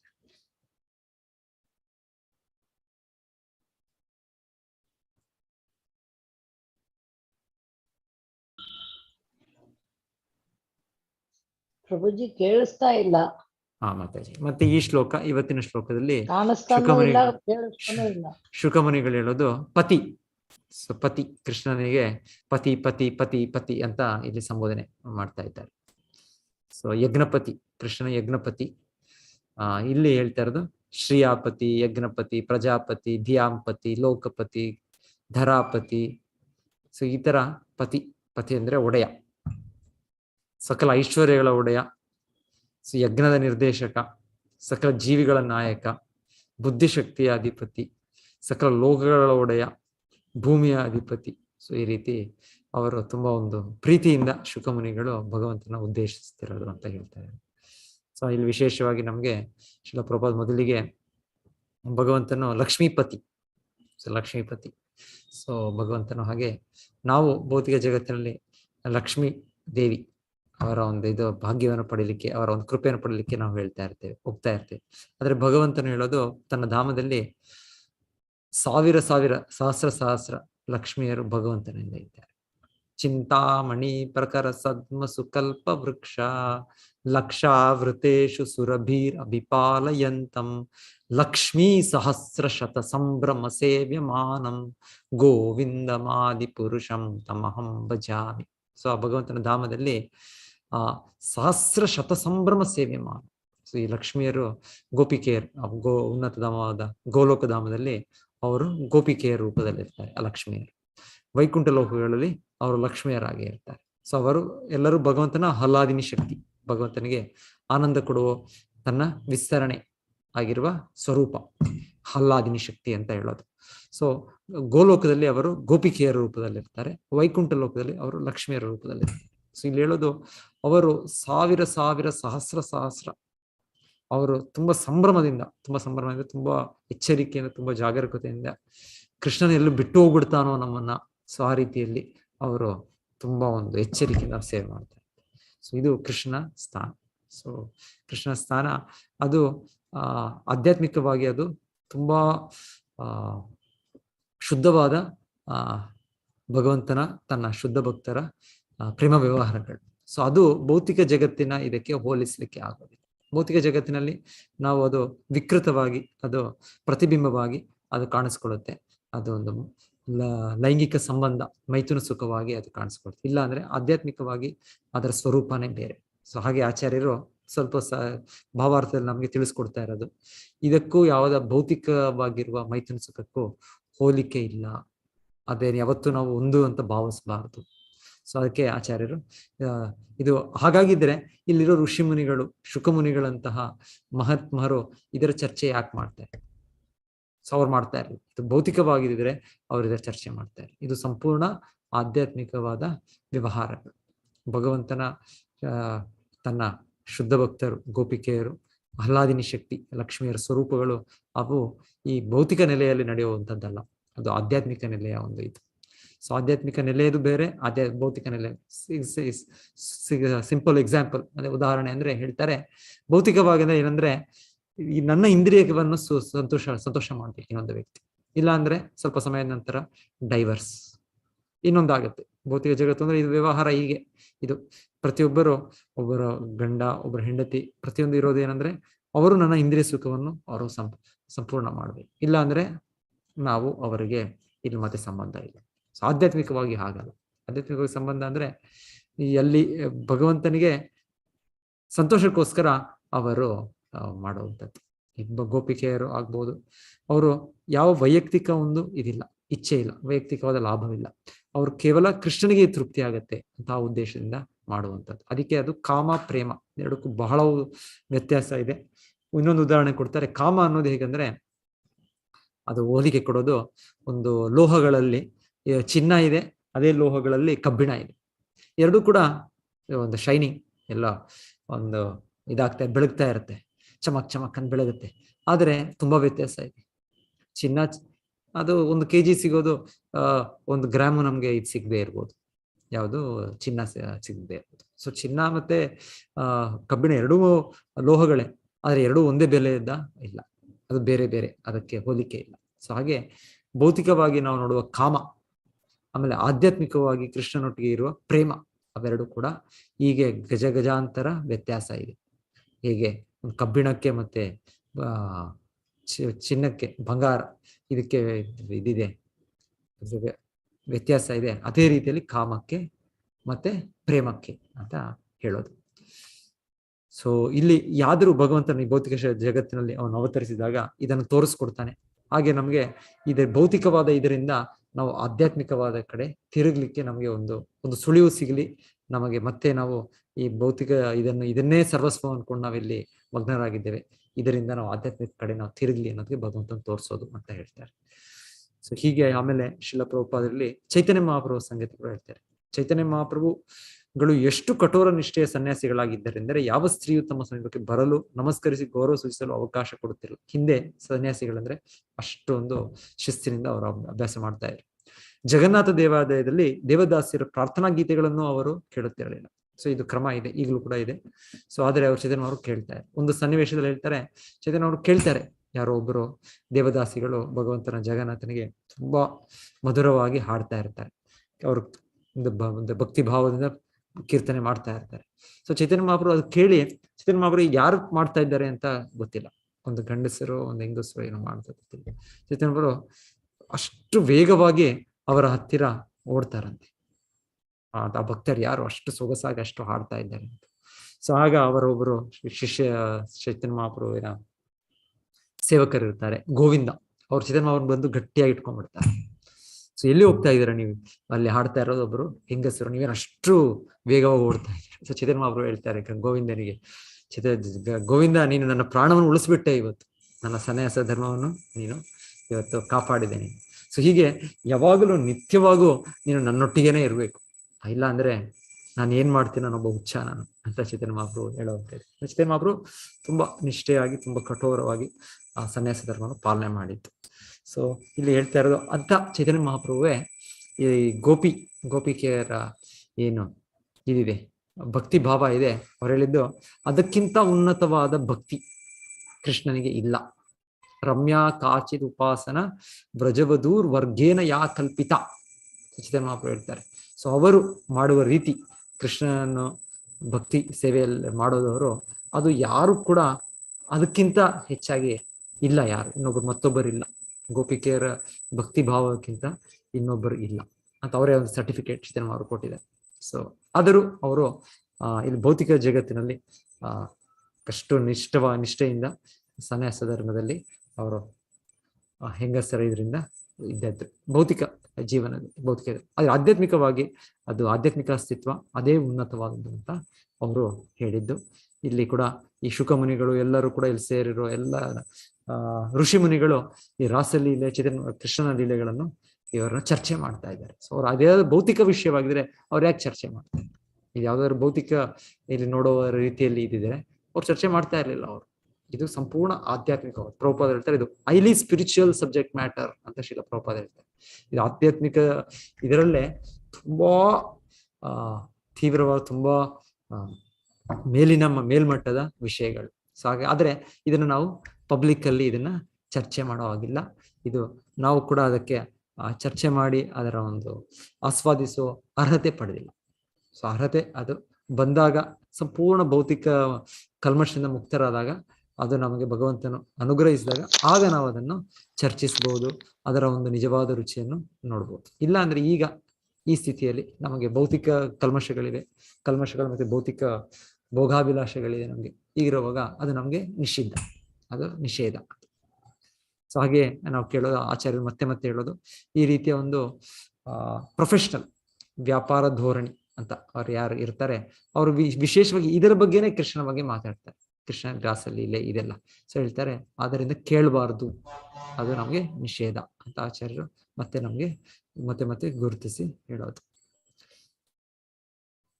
ಸೊ ನಂತರ ಇಲ್ಲಿ ಈ ಯಜ್ಞಪತಿ ಅಂತ ಹೇಳೋದು ಕಲಿಯುಗಕ್ಕೆ ನಾವು ಸಂಕೀರ್ತನ ಯಜ್ಞ ಮಾಡ್ಬೇಕು. ಕೃಷ್ಣವರ್ಣಂ ತ್ವಿಷಾ ಕೃಷ್ಣಂ ಸಾಂಗೋಪಾಂಗಾಸ್ತ್ರ ಪಾರ್ಷದಂ ಯಜ್ಞೈ ಸಂಕೀರ್ತನ ಪ್ರಾಯೇ ರಜಂತಿ ಸುಮೇಧಸಃ. ಕಲಿಯುಗದಲ್ಲಿ ಯಜ್ಞವಂದ್ರೆ ಯಜ್ಞದ ಆಚರಣೆ ಅಂದ್ರೆ ಸಂಕೀರ್ತನ ಯಜ್ಞ. ಇದನ್ನು ಆಚರಿಸಿ ಯಜ್ಞಪ್ರಭುವಾದ ಕೃಷ್ಣನನ್ನು ಸಂತೃಪ್ತಿ ಪಡಿಸೋದು ಮಾರ್ಗ ಇದೆ. ಇಲ್ಲ ಇದೆ ವೇದಗಳಲ್ಲಿ ತುಂಬಾ ದೇವತಾ ಯಜ್ಞಗಳಿದೆ, ಅದೆಲ್ಲ ಮಾಡೋ ಅವಶ್ಯಕತೆ ಇಲ್ಲ. ಮತ್ತೆ ಇಲ್ಲಿ ಧಿಯಾಪತಿ ಅಂತ ಹೇಳಿದೆ. ಧಿಯಾಪತಿ ಅಂದ್ರೆ ನಮ್ಮ ಬುದ್ಧಿವಂತಿಕೆ. ಇದಕ್ಕೂ ಕೂಡ ನಿರ್ದೇಶಕನು ಕೃಷ್ಣನೇ. ಗೀತೆಯ 15ನೇ ಅಧ್ಯಾಯದ 15ನೇ ಶ್ಲೋಕ ಕೃಷ್ಣ ಹೇಳೋದು ವೇದೈಶ್ಚ ಸರ್ವೈರ್ ಅಹಮೇವ ವೇದ್ಯ ವೇದಾಂತಕೃತ್ ವೇದವಿತೇವ ಚಾಹಂ ಸರ್ವಸ್ಯ ಚಾಹಂ ಹೃದಯ ಸನ್ನಿವಿಷ್ಟ ಮತ್ತಾ ಸ್ಮೃತಿರ್ ಜ್ಞಾನಂ ಅಪೋಹನಂ ಚ. ಸೊ ಭಗವಂತ ಹೇಳೋದು ನಾನು ಪ್ರತಿಯೊಬ್ಬರ ಹೃದಯದಲ್ಲಿದ್ದು ನನ್ನಿಂದಲೇ ಬರುವುದು ನೆನಪು, ನನ್ನಿಂದಲೇ ಬರುವುದು ಬುದ್ಧಿ, ನನ್ನಿಂದಲೇ ಮರೆವು. ಸೊ ಹೀಗೆ ಪ್ರಭುಪಾದ ಹೇಳ್ತಾರೆ ಬುದ್ಧಿ ಬರೋದು ಪರಮಾತ್ಮನಿಂದನೇ. ಸಾಮಾನ್ಯವಾಗಿ ನಮ್ಗೆ ಬರೋದು ನಮ್ಮ ಕರ್ಮಾನುಸಾರವಾಗಿ ಆ ಪರಮಾತ್ಮನು ನಮ್ಗೆ ಆ ಬುದ್ಧಿಶಕ್ತಿಯನ್ನು ಅನುಗ್ರಹಿಸೋದು. ಸೊ ಹಾಗೆ ಒಬ್ಬನು ತುಂಬಾ ಬುದ್ಧಿವಂತನಾದ ವ್ಯಕ್ತಿ ಇರ್ಬೋದು, ಇನ್ನೊಬ್ಬನು ಒಬ್ಬ ದಡ್ಡನಾಗಿರ್ಬೋದು. ಸೊ ಆ ಬುದ್ಧಿಯನ್ನು ಕೊಡ್ತಾ ಇರೋದು ಭಗವಂತನೇ. ಸೊ ಇಲ್ಲಿ ಹೇಳಿದಂತೆ ಅಂತಹ ಬುದ್ಧಿಶಕ್ತಿಯ ಬೆಳವಣಿಗೆ ಹಿಂದೆ ಭಗವಂತನ ನಿಯಂತ್ರಣವಿದೆ. ಪರಮಾತ್ಮನಾಗಿ ಭಗವಂತ ಪ್ರತಿಯೊಬ್ಬನ ಹೃದಯದಲ್ಲಿದ್ದು ನೆಲೆಸಿದ್ದಾನೆ. ಅವನಿಂದಲೇ ವ್ಯಕ್ತಿಯ ಸ್ಮರಣ ಶಕ್ತಿ, ಜ್ಞಾನ ಮತ್ತು ವಿಸ್ಮೃತಿಗಳು ಉಂಟಾಗುತ್ತವೆ. ಭಗವಂತನ ಅನುಗ್ರಹದಿಂದ ಒಬ್ಬ ವ್ಯಕ್ತಿ ಹಿಂದಿನ ಕ್ರಿಯೆಗಳನ್ನೆಲ್ಲ ಸ್ಪಷ್ಟವಾಗಿ ನೆನಪಿಟ್ಟುಕೊಳ್ಳಬಹುದು, ಇತರರಿಗೆ ಅದು ಸಾಧ್ಯವಾಗದೆ ಹೋಗಬಹುದು. ದೈವಾನುಗ್ರಹದಿಂದ ಒಬ್ಬನು ಅತಿಶಯ ಬುದ್ಧಿವಂತನಾಗಿದ್ದರೆ ಮತ್ತೊಬ್ಬನು ಅದೇ ದೈವದ ನಿಯಂತ್ರಣದಿಂದ ಮೂರ್ಖನಾಗಿರುತ್ತಾನೆ. ಸೊ ಈ ಬುದ್ಧಿಶಕ್ತಿ ನಮ್ಮ ಕೈಯಲ್ಲಿ ಇಲ್ಲ. ಸೊ ಒಮ್ಮೊಮ್ಮೆ ಒಂದೊಂದು ಕಾಯಿಲೆಗಳಿವೆ, ನಮಗೂ ಏಜ್ ವಯಸ್ಸಾಗ್ತಾ ಆಗ್ತಾ ನಾವು ಮರ್ತೋಗ್ಬಿಡ್ತೇವೆ, ನಮ್ ನೆನಪು ಶಕ್ತಿ ಉಳಿಯೋದಿಲ್ಲ ನಮ್ಗೆ. ಸೊ ಅದರಲ್ಲೂ ಒಂದೊಂದು ಕಾಯಿಲೆಗಳಿವೆ, ಆಲ್ಝೈಮರ್ಸ್ ಡಿಸೀಸ್ ಈ ತರ ಎಲ್ಲ ಹೇಳ್ತಾರೆ. ಸೊ ಅವಾಗ ಏನು ನೆನಪಿರೋದಿಲ್ಲ. ಸೊ ಯಾರೊಬ್ಬರು ರೊನಾಲ್ಡ್ ರೇಗನ್ ಒಂದು ಸಮಯಕ್ಕೆ ಅಮೆರಿಕನ್ ಅಧ್ಯಕ್ಷ ಹೇಳ್ತಾರೆ, ಅಮೆರಿಕನ್ ಅಧ್ಯಕ್ಷ ಅಂದ್ರೆ ಎಷ್ಟು ಸಾವಿರಾರು ವಿಷಯಗಳಿರುತ್ತವೆ, ಸಾವಿರಾರು ವಿಚಾರಗಳಿರುತ್ತೆ. ಸಂಪೂರ್ಣ ವಿಶ್ವದ ನಿಯಂತ್ರಕರಾಗಿ ಅವರಿರ್ತಾರೆ. ಅದ ನಂತರ ಅವರು ಅದರಿಂದ ನಿವೃತ್ತರಾದ್ಮೇಲೆ ಆ ಒಂದು ಪದವಿಯಿಂದ ನಂತರ ಅವ್ರಿಗೆ ಈ ರೋಗ ಬಂತಂತೆ. ರೋಗ ಬಂದ್ಮೇಲೆ ಅವ್ರಿಗೆ ಯಾರಾದ್ರೂ ಹೋಗಿ ನೀವ್ಯಾರು, ನೀವೇನು, ನಿಮ್ಮ ಅವ್ರ ಬಗ್ಗೆ ಏನ್ ವಿಷಯ ಕೇಳಿದ್ರು ಅವ್ರಿಗೇನು ಗೊತ್ತಿಲ್ಲ. ಅಂದ್ರೆ ವ್ಯಕ್ತಿಗೆ ತನ್ನ ಬಗ್ಗೆಯೇ ತಾನು ಯಾರು, ತಾನು ಏನ್ ಮಾಡ್ತಾ ಇದ್ದೇನೆ, ಹೇಗೆ ಏನು ಗೊತ್ತಾಗಲ್ಲ. ಈ ತರ ರೋಗಗಳು ಇವೆ. ಸಂಪೂರ್ಣ ಬುದ್ಧಿ, ಸಂಪೂರ್ಣ ಮರೆವು ಬರುವಂತ ರೋಗಗಳು. ಸೊ ಇದೆಲ್ಲ ನಮ್ಮ ಕೈಯಲ್ಲಿಲ್ಲ. ಇದೆಲ್ಲವೂ ಇದರ ನಿಯಂತ್ರಕ ನಿಯಾಮಕ ಕೃಷ್ಣ. ಕೃಷ್ಣನ ಆ ಶಕ್ತಿ ಕೊಟ್ಟಾಗ ನಾವು ಅಷ್ಟೊಂದು ದೊಡ್ಡ ಜವಾಬ್ದಾರಿ, ದೊಡ್ಡ ಇದನ್ನು ನಿರ್ವಹಿಸ್ಬೋದು, ಕಾರ್ಯನಿರ್ವಹಣೆ. ಕೃಷ್ಣನ ಆ ಶಕ್ತಿ ತೆಗೆದಾಗ ಏನು ಮಾಡಕ್ಕಾಗಲ್ಲ. ಸೊ ಈಗ ಇನ್ನು ಅರ್ಜುನ ಹೇಳ್ತಾರೆ, ಈ ಮಹಾಭಾರತ ಯುದ್ಧ ಎಲ್ಲ ಆಗಿ ನಂತರ ಕೊನೆಗೆ ಕೃಷ್ಣನ ಇದು ಕೂಡ ಆಗತ್ತೆ, ಕೃಷ್ಣನ ಸ್ವಧಾಮಕ್ಕೆ ಹೊರಟೋಗ್ಬಿಡ್ತಾರೆ. ಆಮೇಲೆ ಕೃಷ್ಣ ರಾಣಿಯರನ್ನು ರಕ್ಷಣೆ ಮಾಡ್ಲಿಕ್ಕೆ ಅರ್ಜುನನು ಅವರನ್ನು ಹಸ್ತಿನಾಪುರಕ್ಕೆ ಕರೆದುಕೊಂಡು ಬರ್ತಾ ಇರ್ತಾರೆ. ಆ ಸಮಯದಲ್ಲಿ ಕೆಲವು ಸಾಮಾನ್ಯ ಗೊಲ್ಲರು, ಯಾರು ಈ ಗೋವುಗಳನ್ನ ರಕ್ಷಣೆ ಮಾಡೋ ಇವರು, ಅವರು ಅರ್ಜುನನ ಸೋಲಿಸಿ ಕೃಷ್ಣ ರಾಣಿಯರೆಲ್ಲ ಅಪಹರಿಸ್ಬಿಡ್ತಾರೆ. ಅದು ಯಾರು ಅಲ್ಲ, ಆಕ್ಚುಲಿ ಕೃಷ್ಣನೇ ಆ ರೀತಿಯಲ್ಲಿ ಆ ರೂಪದಲ್ಲಿ ಬಂದು ಸಾಧಾರಣ ಗೊಲ್ಲರಾಗಿ ಬಂದು ಅರ್ಜುನನನ್ನು ಸೋಲಿಸಿ ಅವ್ರ ರಾಣಿಯರನ್ನ ಮತ್ತೆ ಅವರು ಕೂಡ ತನ್ನ ಧಾಮಕ್ಕೆ ಕರ್ಕೊಂಡು ಹೋಗೋದು. ಅದು ಆದ್ರೆ ಅರ್ಜುನಗೆ ಆ ಸಮಯಕ್ಕೆ ಗೊತ್ತಾಗಲ್ಲ ಇದು ಯಾರಿದು ಇದಂತ. ಅರ್ಜುನ ಅನ್ಕೊಳ್ತಾನೆ, ಇದೇನಿದು, ಇದು ಸಾಮಾನ್ಯವಾದ ವ್ಯಕ್ತಿಗಳು, ಇವರು ನನ್ನ ಈ ರೀತಿಯಲ್ಲಿ ಸೋಲಿಸ್ಬಿಟ್ರಲ್ಲ, ನನ್ನ ಈ ಕೃಷ್ಣನನ್ನು ಆಪ್ತ ಸ್ನೇಹಿತ ಕೃಷ್ಣ ರಾಣಿಯರನ್ನು ರಕ್ಷಣೆ ಮಾಡ್ಲಿಕ್ಕೆ ಆಗ್ಲಿಲ್ಲ ಅಲ್ವ ಅಂತ ಒಂದು ವ್ಯಥೆಯಲ್ಲಿ ಬಂದು ಇವರಿಗೆ ಯುಧಿಷ್ಠಿರನಿಗೆ ಹೇಳ್ತಾರೆ. ಸೊ ಅವರಲ್ಲಿ ಹೇಳ್ತಾರೆ, ನಾನು ಅದೇ ಅರ್ಜುನ, ನನ್ನ ಕೈಯಲ್ಲಿರೋದು ಅದೇ ಗಾಂಡೀವ, ಆದರೆ ಇವತ್ತು ಕೃಷ್ಣನಿಲ್ಲದೆ ಇರೋದರಿಂದ ನನ್ನ ಯಾವ ಒಂದು ಉಪಯೋಗ ಇಲ್ಲ. ನಾನು ಅದೇ ವ್ಯಕ್ತಿ ಆಗಿರ್ಬೋದು, ನನ್ನ ಅದೇ ಬಿಲ್ಲುಗಳಾಗಿರ್ಬೋದು, ಅಷ್ಟಷ್ಟು ಸಾಮರ್ಥ್ಯದಲ್ಲಿ ಎಷ್ಟೆಷ್ಟು ದೇವತೆಗಳು ಕೂಡ ನನ್ನ ಎದುರು ನಿಲ್ಲಕ್ಕಾಗ್ತಾ ಇಲ್ಲ. ಎಷ್ಟೆಷ್ಟು ದಾನವರು, ಇವರು ದೇವತೆಗಳು ಯಾರು ಕೂಡ ಅಷ್ಟು ಪರಾಕ್ರಮಶಾಲಿ ನಾನು. ಆದ್ರೆ ಇವಾಗ ಕೃಷ್ಣನ ಶಕ್ತಿ ಇಲ್ಲದೆ ಇರೋದ್ರಿಂದ ನಾನು ಏನಕ್ಕೂ ಬೆಲೆ ಇಲ್ಲ. ಸೊ ಇದು ಆಕ್ಚುಲಿ ನಮ್ಮ ಸ್ಥಿತಿ, ಪ್ರತಿಯೊಬ್ಬರ ನಮ್ಮ ಸ್ಥಿತಿ ಏನು ಅಂದ್ರೆ, ಕೃಷ್ಣನು ನಮ್ಮನ್ನು ಉಪಯೋಗಿಸೋದ್ರಲ್ಲಿ ನಮಗೆ ಬೆಲೆ ಇದೆ. ಸೊ ಇನ್ನೂ ಒಂದು ಒಳ್ಳೆ ಉದಾಹರಣೆ ಕೊಡ್ತಾರೆ. ಯಾವಾಗಲೂ ಭಕ್ತರು ಏನೋ ಒಂದು ವಾಚ್, ಒಂದು ಗಡಿ, ನಾವು ಹ್ಯಾಂಡ್ ವಾಚ್ ಹಾಕೊಳ್ತೀವಿ. ಸೊ ಈ ವಾಚ್ ಅದು ಬೆಲೆ ಯಾವಾಗ, ಅದನ್ನ ನಾನು ಆ ಸಮಯವನ್ನು ನೋಡಿದಾಗ ಆ ವಾಚ್ ಮೂಲಕ ಅದನ್ನ ನೋಡ್ಲಿಲ್ಲ ಅಂದ್ರೆ ಇದು ಪ್ರಯೋಜನ ಇಲ್ಲ. ಇದು ಕೇವಲ ಏನೋ ಒಂದು ಬೆಲ್ಟ್ ಇರೋ ರೀತಿಯಲ್ಲಿ ಅಷ್ಟೇ. ಸೊ ಆ ರೀತಿಯಲ್ಲಿ ವಾಚ್ ತುಂಬಾ ಚೆನ್ನಾಗಿ ಕೆಲಸ ಮಾಡ್ತಾ ಇರ್ಬೋದು, ಟೈಮ್ ತೋರಿಸ್ತಾ ಇರ್ಬೋದು, ಆದ್ರೆ ಅದನ್ನ ಉಪಯೋಗ ಮಾಡಿದ ವ್ಯಕ್ತಿ ಅದನ್ನ ಉಪಯೋಗಿಸಿದ್ರೆ ಅದಕ್ಕೆ ಬೆಲೆ. ಸೊ ಅದೇ ರೀತಿಯಲ್ಲಿ ನಾವು ನಮ್ಮದೇನೇನೋ ಚಾತುರ್ಯ ಇರ್ಬೋದು, ವಾಕ್ಚಾತುರ್ಯ ಇರ್ಬೋದು, ಇನ್ನೊಂದು ನಮ್ಮದು ಡಿಪ್ಲೊಮೆಸಿ ಇರ್ಬೋದು, ಇನ್ನೇನೋ ಇರ್ಬೋದು ನಮ್ದು, ಆದ್ರೆ ಭಗವಂತನು ನಮ್ಮನ್ನು ಉಪಯೋಗಿಸಿದ್ರೆ ನಮಗೆ ಬೆಲೆ, ಇಲ್ಲ ಅಂದ್ರೆ ನಮ್ಮದು ಏನು ಕೂಡ ಬೆಲೆ ಇಲ್ಲ. ಸೊ ಅವನು ಇಲ್ಲಿ ಪತಿ ಕೃಷ್ಣನು ಸರ್ವ ಲೋಕದ ಅಧಿಪತಿ, ಅಧೀಶ್ವರ ಅಂತ ಹಿಂದೆ ಶ್ಲೋಕ ಹೇಳಿದ್ದು. ಸೊ ಭಗವಂತನೇ ನಿಜವಾದ ಪತಿ. ಹೇಳೋದು ಭಗವಂತನೇನು, ಸರ್ವಲೋಕ ಮಹೇಶ್ವರ ಭೋಕ್ತಾರಂ ಯಜ್ಞ ತಪಸ್ಸ, ನಾನೇ ಪರಮ ಭೋಕ್ತ, ಎಲ್ಲ ಲೋಕಗಳ ಅಧಿಪತಿ ನಾನು. ಸೊ ಇದು ನಾವು ಅರ್ಥ ಮಾಡ್ಕೊಂಡು ಇದೆಲ್ಲ ನಾವು ಇದು ಭೋಕ್ತಾರಲ್ಲ, ಕೃಷ್ಣ ಒಬ್ಬನೇ ಭೋಕ್ತ, ಕೃಷ್ಣ ಒಬ್ಬನೇ ಪುರುಷನ್. ಇನ್ನೆಲ್ಲರೂ ಕೂಡ ಪ್ರಕೃತಿ, ಪುರುಷ ಪ್ರಕೃತಿ ಅಂತ ಹೇಳೋದ್ರಲ್ಲಿ ಕೃಷ್ಣನೊಬ್ಬನೇ ಪುರುಷೋತ್ತಮ, ನಾವೆಲ್ಲರೂ ಪ್ರಕೃತಿ. ಕೃಷ್ಣನ ತೃಪ್ತಿಗೋಸ್ಕರ ನಾವು ಕೆಲಸ ಮಾಡ್ಬೇಕು. ಬ್ರಹ್ಮಾಂಡದ ಒಡೆಯನಾದ ಭಗವಂತ ಬದ್ಧಾತ್ಮರ ಮೇಲಿನ ತನ್ನ ಅವ್ಯಾಜ ಕರುಣೆಯಿಂದ ಸ್ವಶಕ್ತಿಯಿಂದ ಬದ್ಧಾತ್ಮರಿಗೂ ತನಗೂ ಇರುವ ಶಾಶ್ವತ ಸಂಬಂಧವನ್ನು ಪುನರ್ಸ್ಥಾಪಿಸಲು ಅವತರಿಸುತ್ತಾನೆ. ಅವನ ನಿಯಂತ್ರಣದಲ್ಲಿ ಒಂದು ಪರಿಮಿತಿಯಲ್ಲಿ ಮಾತ್ರ ಸುಖಾನುಭವವನ್ನು ಪಡೆಯುತ್ತಿದ್ದೇವೆಂಬ ಹುಸಿ ಹೆಗ್ಗಳಿಕೆಯ ಬದಲು ಅವನಿಗೆ ಸಂಪೂರ್ಣ ಶರಣಾಗಬೇಕೆಂದು ಅವನು ಎಲ್ಲರಿಗೂ ಉಪದೇಶಿಸುತ್ತಾನೆ. ಹಾಗೆ ಅವನು ಅವತರಿಸಿದಾಗ ಸುಖೋಪಭೋಗದಲ್ಲಿ ತನ್ನ ಸಾಮರ್ಥ್ಯವೆಷ್ಟು ಹಿರಿದೆಂಬುದನ್ನು ಅವನು ತೋರಿಸುತ್ತಾನೆ. ಉದಾಹರಣೆಗೆ 16,000 ಹೆಂಡಂದಿರನ್ನು ಏಕಕಾಲದಲ್ಲಿ ಮದುವೆಯಾಗಿ ಅವನ ಭೋಗ ಸಾಮರ್ಥ್ಯವನ್ನು ಪ್ರದರ್ಶಿಸುತ್ತಾನೆ. ಬದ್ಧಾತ್ಮನು ಒಬ್ಬಳು ಹೆಂಡತಿಯ ಗಂಡನಾಗಿಯೇ ಬಹಳ ಗರ್ವ ಪಡುತ್ತಾನೆ. ಆದರೆ ಭಗವಂತ ಇದನ್ನು ನೋಡಿ ನಗುತ್ತಾನೆ. ನಿಜವಾದ ಪತಿ ಯಾರೆಂದು ಬುದ್ಧಿವಂತನಾದವನು ಮಾತ್ರ ಅರಿಯಬಲ್ಲ. ತನ್ನ ಸೃಷ್ಟಿಯ ಎಲ್ಲ ಸ್ತ್ರೀಯರಿಗೂ ಆ ಭಗವಂತನೇ ಪತಿ. ಆದರೆ ಭಗವಂತನ ಅಧೀನದಲ್ಲಿರುವ ಬದ್ಧಾತ್ಮ ಒಬ್ಬಿಬ್ಬರು ಪತ್ನಿಯರ ಪತಿಯಾಗಿಯೇ ಹೆಮ್ಮೆ ಪಡುತ್ತಾನೆ. ಈ ಶ್ಲೋಕದಲ್ಲಿ ಪ್ರಸ್ತಾಪಿತವಾಗಿರುವ ಅನೇಕ ಬಗೆಯ ಪತಿಯೆಂದರ ಎಲ್ಲ ಅರ್ಹತೆಗಳು ಭಗವಾನ್ ಶ್ರೀಕೃಷ್ಣನನ್ನೇ ಕುರಿತು ಹೇಳಲಾಗಿದೆ. ಆದುದರಿಂದ ಶುಕಮುನಿಗಳು ಯದುವಂಶದ ಪತಿ ಮತ್ತು ಗತಿಯ ಬಗೆಗೆ ವಿಶೇಷವಾಗಿ ಪ್ರಸ್ತಾಪಿಸುತ್ತಾರೆ. ಪತಿ ಮತ್ತೆ ಗತಿ ಗುರಿ. ಆದುದರಿಂದ ಶುಕಮುನಿಗಳು ಯದುವಂಶದ ಪತಿ ಮತ್ತು ಗತಿಯ ಬಗೆಗೆ ವಿಶೇಷವಾಗಿ ಪ್ರಸ್ತಾಪಿಸುತ್ತಾರೆ. ಯದುವಂಶದ ಸದಸ್ಯರು ಭಗವಾನ್ ಕೃಷ್ಣನೇ ತಮ್ಮ ಸರ್ವಸ್ವ ಎಂದು ತಿಳಿದಿದ್ದರು. ಸೊ ಹೇಗೆ ಎಷ್ಟು ಯದುವಂಶ ಯದುವೀರರು ಹೇಗೆ ಅಂದ್ರೆ ಹೇಳ್ತಾರೆ, ಒಮ್ಮೆ ಅವರು ಆಲೋಚನೆ ಮಾಡ್ತಾರೆ, ಇಲ್ಲಿ ಭೌತಿಕ ಜಗತ್ತಿನಲ್ಲಿ ಬ್ರಹ್ಮಾಂಡದಲ್ಲಿ ಏನಿದೆ ಎಲ್ಲದೂ ಕೂಡ ಕೃಷ್ಣನಿಗೆ ಸೇರಿದ್ದಲ್ವಾ, ಹಾಗೆ ಯಾವುದು ಎಲ್ಲ ಒಳ್ಳೆ ಒಳ್ಳೆ ವಸ್ತುಗಳಿದೆ, ಅದು ಕೃಷ್ಣನಿಗೆ ಸಮರ್ಪಕವಾಗಬೇಕು. ಹಾಗೆ ಏನ್ ಮಾಡಿದ್ರಂತೆ ಅವ್ರು ಯದುವೀರರು ಒಮ್ಮೆ ನೇರವಾಗಿ ಸ್ವರ್ಗಲೋಕಕ್ಕೆ ಹೋದ್ರಂತೆ. ಸ್ವರ್ಗಲೋಕ ಇಂದ್ರನ ಲೋಕ. ಸೊ ಇಂದ್ರಲೋಕದಲ್ಲಿ ದೇವತೆಗಳೆಲ್ಲ ಇದ್ದಾರೆ. ಸೊ ದೇವತೆಗಳೆಲ್ಲ ನೀವು ಯಾಕೆ ಬಂದದ್ದು ಏನು? ಸೊ ಅವ್ರು ಹೇಳಿದ್ರಂತೆ, ನಿಮ್ಮಲ್ಲಿ ಒಂದು ಇದಿದೆ, ಏನಿದೆ, ಸಭಾಭವನ ಇದೆ. ಇವಾಗ ನಮ್ಮದು ಹೇಳ್ತೀವಿ ನಾವು ಪಾರ್ಲಿಮೆಂಟ್ ಹೌಸ್ ಅಂತ ಹೇಳ್ತೀವಿ, ಇಲ್ಲಾಂದ್ರೆ ವಿಧಾನಸೌಧ ಅಂತ ಹೇಳ್ತೀವಿ. ಈ ರೀತಿ ನಮ್ದೊಂದು ಸಭಾಭವನಗಳಿದೆ. ಸೊ ಆದ್ರೆ ಸ್ವರ್ಗಲೋಕದಲ್ಲಿರೋ ಸಭಾಭವನ ಏನು ಅಂದ್ರೆ ಹೇಗೆ ಅಂದ್ರೆ ಹೇಳ್ತಾರೆ, ಅಲ್ಲಿರುವ ತನಕ ಯಾರಿಗೂ ಈ ತರ ಹಸಿವು, ಇನ್ನೊಂದು ಆಯಾಸ, ಇನ್ನೊಂದು ಬಾಯಾರಿಕೆ ಈ ತರದೆಲ್ಲ ಆಗೋದಿಲ್ಲ. ಮತ್ತೆ ವಯಸ್ಸು ಕೂಡ ಅದು ಆಗೋದಿಲ್ಲಂತೆ. ಸೊ ಈ ರೀತಿ ವಿಶೇಷ ಲಕ್ಷಣಗಳಿವೆ ಅಲ್ಲಿ ಸ್ವರ್ಗಲೋಕದ ಇಂದ್ರಲೋಕದಲ್ಲಿರುವ ಸಭಾಭವನ. ಅದಕ್ಕೆ ಹೆಸರು ಸುಧರ್ಮ ಅಂತಾನು ಕರೀತಾರೆ. ಸೊ ಯದುವೀರರು ಏನ್ ಮಾಡಿದ್ರಂತೆ, ಅದನ್ನು ಫೋರ್ಸ್ ಆಗಿ ದೇವತೆಗಳೆಲ್ಲ ಯಾರು ಏನು ಯುದ್ಧ ಮಾಡಿದ್ರು ಅವರು, ಆದ್ರೆ ಯದುವೀರರ ಮುಂದೆ ಅವ್ರು ಏನು ಮಾಡಕ್ಕಾಗಲ್ಲ. ಸೊ ಅವರು ಫೋರ್ಸ್ ಆಗಿ ತಂದು ಬಲಾತ್ಕಾರವಾಗಿ ಆ ಸಭಾಭವನವನ್ನು ದ್ವಾರಕೆಯಲ್ಲಿ ಇರಿಸಿದ್ರಂತೆ. ಸೊ ನಂತರ ಅದಾದ್ಮೇಲೆ ಕೃಷ್ಣ ಅವತಾರ ಆದ್ಮೇಲೆ ಮತ್ತೆ ಅವ್ರು ತಗೊಂಡೋದ್ರು ದೇವತೆಗಳು, ಅದು ಬೇರೆ ಪ್ರಶ್ನೆ.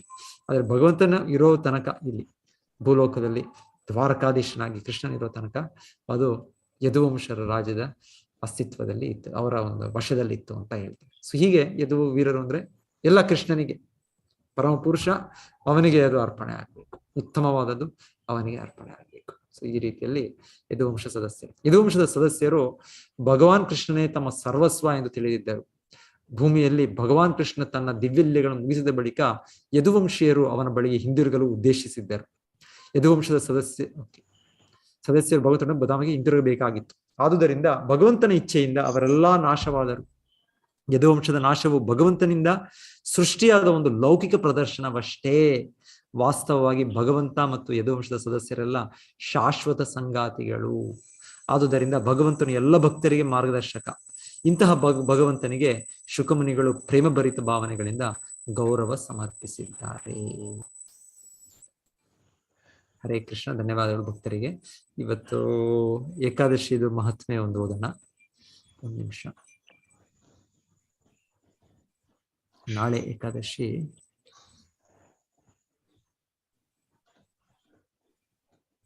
ಸೊ ಯಾರು ಓದ್ಲಿಲ್ಲ ಅವ್ರು ಓದ್ಬೋದು. ಪ್ರಭುಜಿ ನಾಳೆನ ಏಕಾದಶಿ ಪ್ರಭುಜಿ? ಹಾ ಮಾತಾಜಿ, ಮಹಾದ್ವಾದಶಿ ನಾಳೆ. ಸೊ ನಾಳೆ ನಾವು ಉಪವಾಸ ಮಾಡ್ತೀವಿ. ಇವತ್ತೇ ಮಾಡ್ತಾ ಇದ್ದೀರಾ ನೀವು?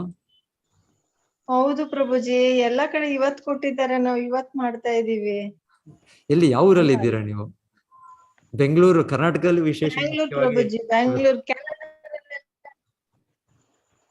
ಅಲ್ಲ, ಆದ್ರೆ ಇದಲ್ಲಿ ಹಾಕಿದಾರಲ್ಲ ನಾಳೆ ಅಂತ ಹೇಳಿ ಹಾಕಿದ್ದಾರೆ, ಎಲ್ಲಾರ್ಗು ಹಾಕಿದ್ದಾರೆ. ಹರೇ ಕೃಷ್ಣ ಹಾಕಿದ್ದಾರೆ, ನಾನ್ ಕನ್ಫ್ಯೂಸ್ ಮಾಡ್ಕೊಂಡ.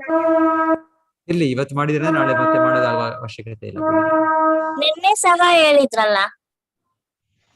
ನಿನ್ನೆನೂ ಹೇಳಿದಾರ ಅವರು. ಹೌದು, ನಿನ್ನೆ ಕೇಳಿದ್ದಲ್ಲ, ಅವಾಗಲೇ ಹೇಳಿದ್ದಾರೆ. ನಿನ್ನೆ ಕ್ಲಾಸ್ ಅಟೆಂಡ್. ಹರೇ ಕೃಷ್ಣ ಪ್ರಭುಜಿ. ಮಹಾದ್ವಾದಶಿ ಅಂದ್ರೆ ಏನ್ ಪ್ರಭುಜಿ? ಮಹಾದ್ವಾದಶಿ ಅದನ್ನ ಎಷ್ಟೋ 6 ಎಷ್ಟೋ ಏನೋ ಇದೆ ಮಾತಾ. ಈ ಮಹಾದ್ವಾದಶಿಗಳು ಒಂದಲ್ಲ 6 ಬೇರೆ ಬೇರೆ ಇದಕ್ಕೆ ಬರುತ್ತದು. ದ್ವಾದಶಿ ಮಹಾ ಅನ್ನೋದು ಅದು ಹೇಳ್ತಾರೆ 4 ವಿಧದ ಮಹಾದ್ವಾದಶಿ. ನೋಡ್ತೀನಿ ಅದು ಸಿಕ್ಕಿದ್ರೆ ಅದು ಕೂಡ ಹಾಕ್ತೇನೆ ನಾನು. ಅಲ್ಲ, ಸಿಗ್ನಿಫಿಕೆನ್ಸ್ ಏನು ಪ್ರಭುಜಿ? ಯಾಕಂದ್ರೆ ಏಕಾದಶಿ ಮಾಡ್ತೀವಿ. ಪ್ರಭುಜಿ ಮೇಲೆ ನೀವು ಫಸ್ಟ್ ಹಾಕ್ಬಿಡಿ ಪ್ರಭುಜಿ. ನಮ್ಗೆ ಒಂದೇ ಕನ್ಫ್ಯೂಷನ್, ಯಾವತ್ತು ಮಾಡ್ಬೇಕು ಗೊತ್ತಾಗ್ತಾ ಇಲ್ಲ. ಪ್ರಭುಜಿ ಇವತ್ತು ಮಾಡಿದೀವಲ್ಲ, ಮತ್ತೆ ಏನ್ ಮಾಡೋದು ಪ್ರಭುಜಿ? ನಾಳೆ ಹೆಂಗೆ ಪ್ರಭುಜಿ? ನಾಳೆ ಮಾಡಿ ಬೆಳಿಗ್ಗೆ ಒಂದು 8-9 ಗಂಟೆಗೆ ಬ್ರೇಕ್ ಮಾಡಿ. ಪ್ರಭುಜಿ ಓದ್ಲಾ ಮಾತಾಜಿ? ಪ್ರಭುಜಿ ನಾನು ಓದ್ಲಾ ಪ್ರಭುಜಿ? ಇಲ್ಲಿ ಲಿಂಕ್ ಇಲ್ಲಿ ಹ್ಯಾಂಡ್ ರೈಸ್ ಮಾಡಿದಾರಲ್ಲ, ಅವ್ರು ಓದ್ಲಿ ಬಿಡಿ. ಪ್ರಭುಜಿ ನೀವು ಮೈಸೂರ್ದು ಸಹ ಟೈಮಿಂಗ್ ಸ್ವಲ್ಪ ಇದು ಹೇಳಿದ್ರೆ ಒಳ್ಳೇದು. Sundaramurthy Bangalore Mysuru same Mataji, almost same ಇರುತ್ತೆ. 2-3 ಮಿನಿಟ್ಸ್ ಹಿಂದೆ ಮುಂದೆ ಬಂದಿರುತ್ತೆ ಪ್ರಭುಜಿ. ಅದ್ ನೋಡಿದೀನಿ, ಅದಕ್ಕೆ ಅಷ್ಟೇ 2-3 ಮಿನಿಟ್ಸ್ ಅಷ್ಟೇ, ಅದು ಜಾಸ್ತಿ ಬರೋದು. ಥ್ಯಾಂಕ್ ಯು ಪ್ರಭುಜಿ. ಹರೇ ಕೃಷ್ಣ. ಏಕಾದಶಿ ಓದ್ಲಾ ಪ್ರಭುಜಿ? ಹೇಳಿ ಮಾತಾಜಿ. ಸುಂದರಮೂರ್ತಿ ಅವರು ಹೇಳಿ ಮಾತಾಜಿ. ಓದಿ ನೀವು. ಹರೇ ಕೃಷ್ಣ ಪ್ರಭುಜಿ. ಅದು ಹೇಗೆ ಬ್ರೇಕ್ ಮಾಡೋದು, ಹೇಗೆ ಹೇಳ್ಕೊಡಿ ಪ್ರಭುಜಿ. ಪ್ರಭುಜಿ ಸ್ಕ್ರೀನ್ ಮೇಲೆ ಮಾತಾಜಿ ಅದು ಪಾರಣ ಸಮಯ ಅಂತ ಇರುತ್ತಲ್ಲ ಮಾತಾಜಿ, ಅದರಲ್ಲಿ ಬ್ರೇಕ್ ಮಾಡ್ಬೇಕದು. ಓದ್ಲಾ ಪ್ರಭುಜಿ? ಮಾತಾಜಿ. ಸುಂದರಮೂರ್ತಿ ಅವರೇ ಓದ್ರಿ. ಹಾ ಓದ್ತೀನಿ.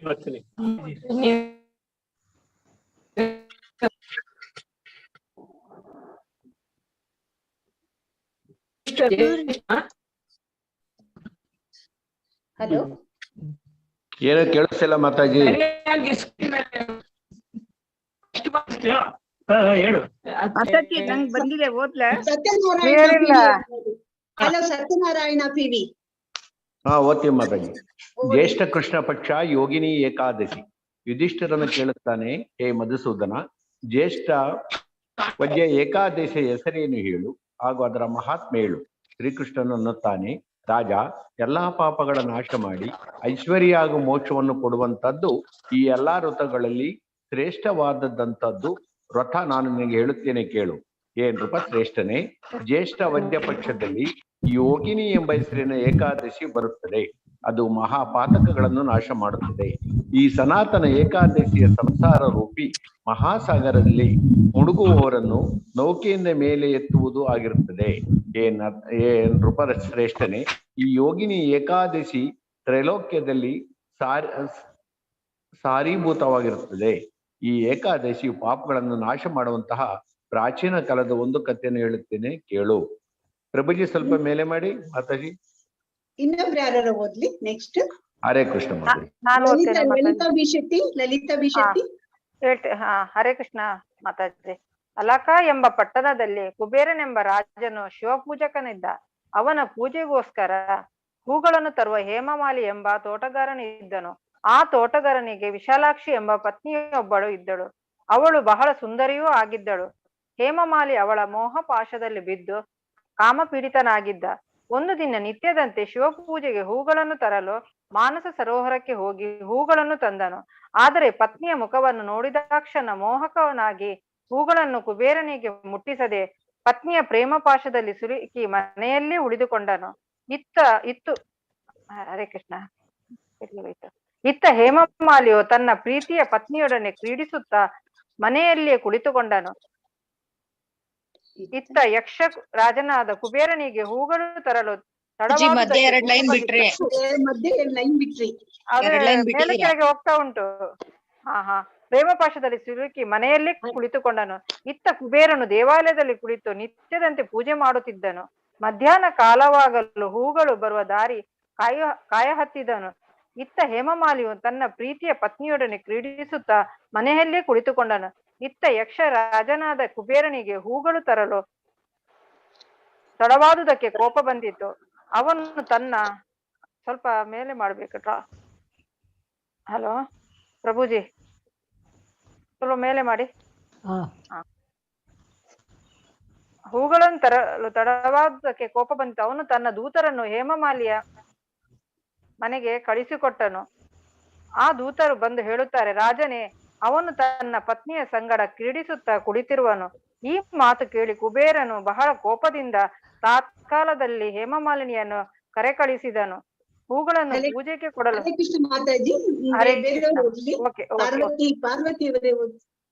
ಹರೇ ಕೃಷ್ಣ ಮಾತಾಜಿ. ಹರೇ ಕೃಷ್ಣ ಪ್ರಭುಜಿ. ಓದ್ತೀನಿ. ಸ್ಕ್ರೀನ್ ಬರ್ತಾ ಇಲ್ಲ ಪ್ರಭುಜಿ. ಕರೆಕ್ಟ್ ಸ್ಕ್ರೀನ್ ಬರ್ತಾ ಇಲ್ಲ ಪ್ರಭುಜಿ. ಓದೋಕೆ ಡಿಸ್ಟರ್ಬ್ ಆಗುತ್ತೆ. ಸ್ಕ್ರೀನ್ ಎಲ್ಲ ಬ್ಲಾಕ್ ಆಗಿದೆ. ಒಂದ್ ನಿಮಿಷ ಬರ್ತಿದ್ದಾಳೆ.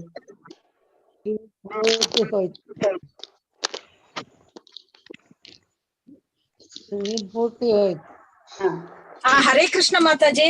ಹರೇ ಕೃಷ್ಣ ಪ್ರಭುಜಿ.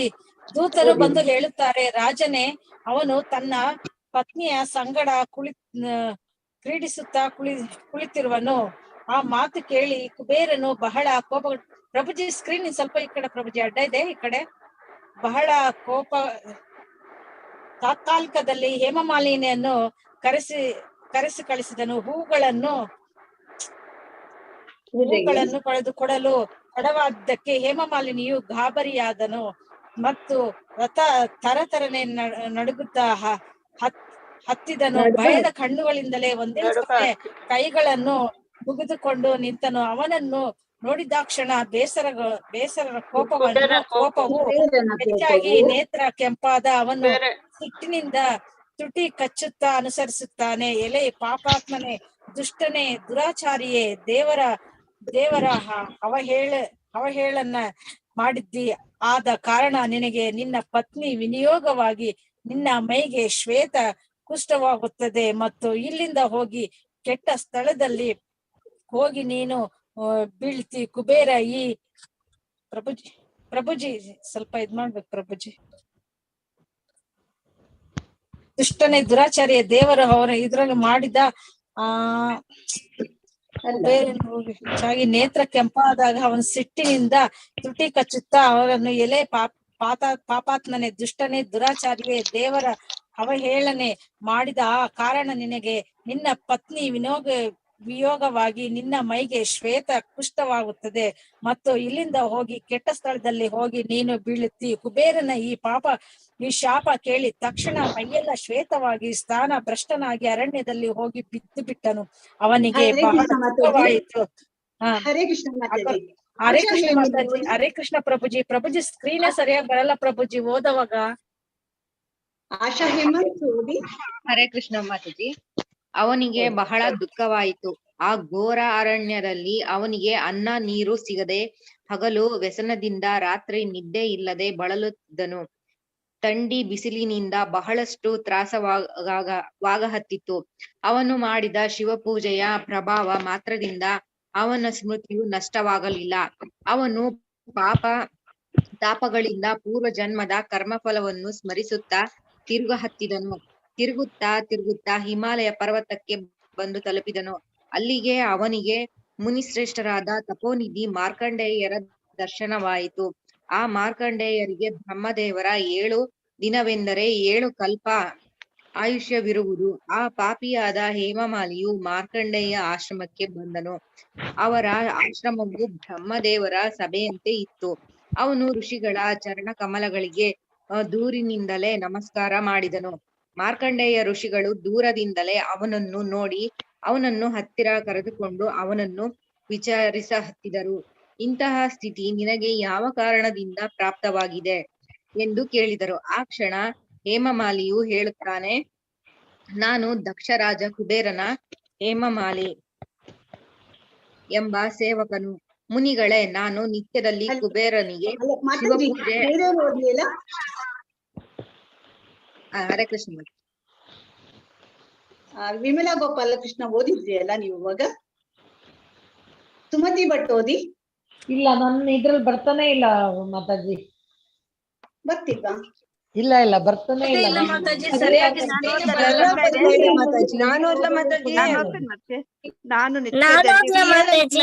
ಬರ್ತಾ ಇದೆ ಸ್ಕ್ರೀನು.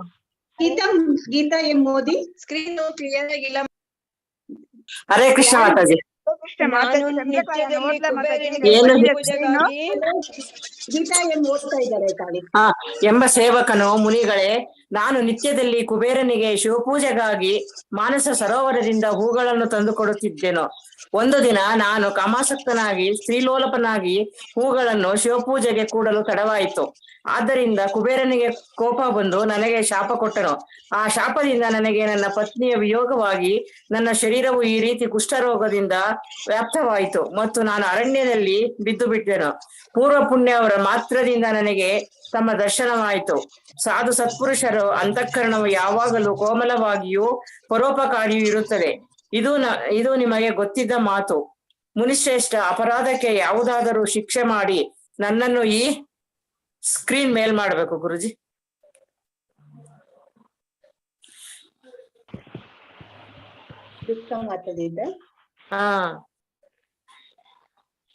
ಈ ದುಃಖ ಮಾತ್ರದಿಂದ ನಾನು ಪಾರು ಮಾಡಿದಿರಿ.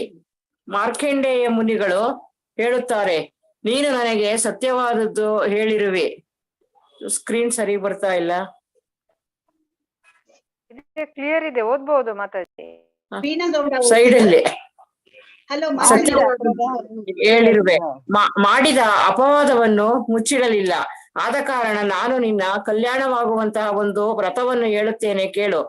ಜ್ಯೇಷ್ಠ ಕೃಷ್ಣ ಪಕ್ಷದಲ್ಲಿ ಯೋಗಿನಿ ಏಕಾದಶಿಯ ವ್ರತವನ್ನು ನೀನು ಮಾಡು. ಈ ವ್ರತದ ಪುಣ್ಯ ಮಾತ್ರದಿಂದ ಎಲ್ಲ ಕುಷ್ಠರೋಗವು ನಿಶ್ಚಯವಾಗಿ ಹೋಗುತ್ತದೆ. ಮುನಿಗಳ ಮಾತು ಕೇಳಿ ಹೇಮಮಾಲಿನಿಗೆ ತುಂಬಾ ಸಂತೋಷವಾಯಿತು. ಅವನು ಮುನಿಗಳಿಗೆ ಹಲೋ ಮಾತಾಜಿ. ನೆಕ್ಸ್ಟ್ ಇನ್ನೊಬ್ರು ಓದ್ಲಿಲ್ಲ. ಹಾ ವೀಣಾ ಗೌಡ ಓದ್ತೀರಾ? ನಮಸ್ಕಾರ ಮಾಡಿದನು. ನಾವು ಓದ್ತೀನಿ ಮಾತಾಜಿ. ದಂಡ ನಮಸ್ಕಾರ ಮಾಡಿದನು. ವೀಣಾ ಗೌಡ. ಮುನಿಗಳು ಅವನನ್ನು ಎತ್ತಿ ಹಿಡಿದರು. ಮಾರ್ಕಂಡೇಯ ಉಪದೇಶಂತೆ. ಯಾರು ಓದ್ತಾ ಇದ್ದೀರಾ? ಅವನು ಏಕಾದಶಿ ಕಲ್ಯಾಣಿ ಓದ್ತೀರಾ? ಓದ್ತೇನ್ರಿ ಮೇಡಮ್. ಸರಿಯಾಗಿ ಓದೋರಿ ಕಳು ದಯವಿಟ್ಟು. ಕಲ್ಯಾಣಿ ಓದ್ತೀರಾ? ಹಾ ಓದ್ತೀವ್ರಿ. ಅವನು ಮುನಿಗಳಿಗೆ ದಂಡವತ ನಮಸ್ಕಾರ ಮಾಡಿದನು. ಮುನಿಗಳು ಅವನನ್ನು ಎತ್ತಿ ಹಿಡಿದರು. ಮಾರ್ಕಂಡೇಯ ಉಪದೇಶದಂತೆ ಅವನು ಯೋಗಿನಿ ಏಕಾದಶಿಯ ವೃತವನ್ನು ಮಾಡಿದನು. ಆ ವೃತದ ಪ್ರಭಾವದಿಂದ ಅವನ ಕುಷ್ಠರೋಗವು ಮಾಯವಾಯಿತು. ಮತ್ತು ಅದು ಏನಿದೆ ರೀ?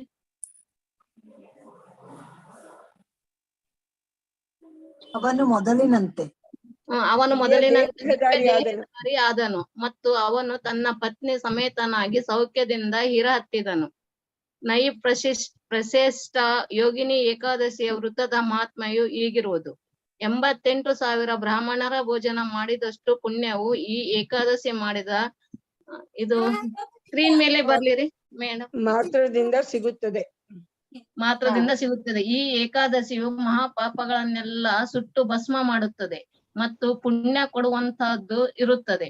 ಈ ಮಹಾತ್ಮೆಯನ್ನು ಓದುವುದರಿಂದ ಕೇಳುವುದರಿಂದಲೂ 1000 ಗೋದಾನ ಮಾಡಿದ ಫಲವು ಲಭಿಸುತ್ತದೆ. ಶ್ರೀ ಬ್ರಹ್ಮ ಏನ್ರಿ ಇದು ಪೂರ್ತಿ ಶ್ರೀ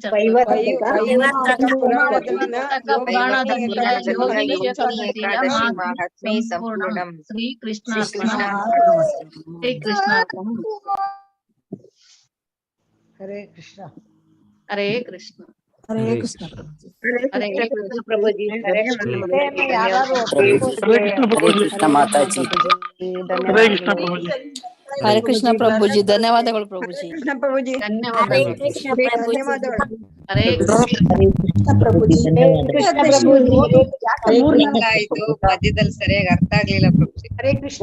ಇಬ್ರೋ ಓದಿದ್ರೆ ಸಾಕು. ಎಲ್ರು ಓದ್ತಾ ಇದ್ರೆ ಅರ್ಥನೇ ಆಗಲ್ಲ. ನಾನು ನಾನು ನಾನು ಅಂತ ಹೋಗ್ತಾ ಇರ್ತಾರೆ. ಪ್ರಭುಜಿ ನೀವೇ ಹೇಳಿದ್ರೆ ಕರೆಕ್ಟ್ ಇತ್ತು ಪ್ರಭುಜಿ. ಶೇರ್ ಮಾಡಿದೀನಿ ಬಿಡಿ, ಗ್ರೂಪ್ ಅಲ್ಲಿ ಶೇರ್ ಮಾಡಿದೀನಿ. ಓದಿ ಮತ್ತೆ ಯಾಕೆ ಎಷ್ಟು ಜನ ಸುಮ್ನೆ ಡಿಸ್ಟರ್ಬ್ ಆಗ್ತಾ ಇದೆ, ಕೇಳಕ್ಕೂ ಆಗ್ತಾ ಇಲ್ಲ. ಸರಿ ಇರ್ಲಿಲ್ಲ, ಸ್ಕ್ರೀನ್ ಇಲ್ಲ. ಎಲ್ಲರೂ ಸರಿ ಬರದೇ ಅದು ಪ್ರಾಬ್ಲಮ್ ಆದದ್ದು ಮಾತಾಜಿ. ಇಲ್ಲಾಂದ್ರೆ ಓದ್ಬೇಕು ಅಂತ ಆಸೆ ಹೇಳಿಲ್ಲ. ಒಬ್ರೋದ್ರೆ ಸಾಕು. ಯಾಕೆ ಎಲ್ರು ಕೇಳೋಣ? ಮಾಡ್ತೀರಾ? ಎಲ್ಲರಿಗೂ ಓದೋ ಚಾನ್ಸ್ ಬೇಕಲ್ವಾ? ಎಲ್ಲರೂ ಕೈ ಎತ್ತಿರ್ತಾರಲ್ವಾ? ಬರೀ ಒಬ್ರೇ ಓದ್ತಾ ಇದ್ದಿದ್ದು, ಒಬ್ರೇ ಓದ್ತಿದ್ದ. ಅರ್ಥನೂ ಆಗಲ್ಲ, ಕತೆ ಕೇಳಕ್ಕೆ ಮನ್ಸು ಬರಲ್ಲ. ಕೃಷ್ಣ ಪ್ರಭುಜಿ. ಶೇರ್ ಮಾಡ್ಕೊಳ್ಳಿ ಅಷ್ಟೇ ಸಾಕು. ಪ್ರಭುಜಿ ನೀವು ಮೀಟಿಂಗ್ ಹೆಂಡ್ ಮಾಡಿ ನಡೀತಾನೆ ಇರುತ್ತೆ ಇವತ್ತೆಲ್ಲ. ಹರೇ ಕೃಷ್ಣ. ಹೌದು ಪ್ರಭುಜಿ, ಜಾಸ್ತಿ ಆಗುತ್ತೆ. ಗ್ರಂಥರಾಜ್ ಶ್ರೀಮದ್ ಭಾಗವತಂ ಕಿ ಜೈ. ಧನ್ಯವಾದ ಹರೇ ಕೃಷ್ಣ ಪ್ರಭುಜಿ. ಹರೇ ಕೃಷ್ಣ ಪ್ರಭುಜಿ. ಹರೇ ಕೃಷ್ಣ. ಹರೇ ಕೃಷ್ಣ ಪ್ರಭುಜಿ.